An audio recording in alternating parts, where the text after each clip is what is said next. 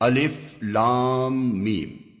اللہ وہ زندہ جاوید ہستی جو نظام کائنات کو سنبھالے ہوئے ہے، حقیقت میں اس کے سوا کوئی خدا نہیں ہے۔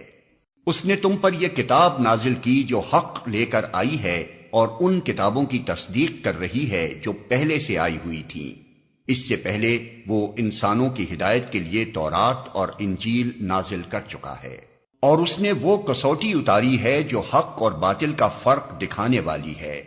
اب جو لوگ اللہ کے فرامین کو قبول کرنے سے انکار کریں ان کو یقیناً سخت سزا ملے گی۔ اللہ بے پناہ طاقت کا مالک ہے اور برائی کا بدلہ دینے والا ہے۔ زمین اور آسمان کی کوئی چیز اللہ سے پوشیدہ نہیں، وہی تو ہے جو تمہاری ماؤں کے پیٹ میں تمہاری صورتیں جیسی چاہتا ہے بناتا ہے۔ اس زبردست حکمت والے کے سوا کوئی اور خدا نہیں ہے۔